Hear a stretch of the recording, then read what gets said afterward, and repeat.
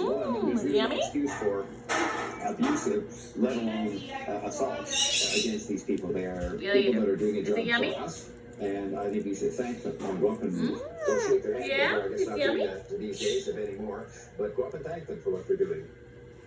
Ontario's Chief Medical Officer of Health says the next 2 weeks is important to watch for a sign on how much longer the restrictions will have to be in place.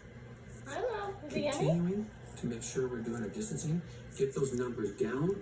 If we can, the community below 200, start to look at aggressively, trying to bring our outbreaks and long-term care under control, and modify that.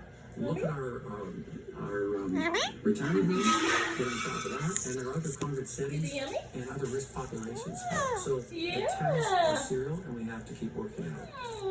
And John Tory will be adding his voice to the chorus of those thanking the healthcare workers on the front lines of the battle against COVID-19. Here's a live look at Hospital Row on University Avenue. Tory will join first responders at 7:45 this evening when they will all drive by Toronto's downtown hospitals. So police, fire, and EMS will all be out to show their thanks. Be going by and doing what a lot of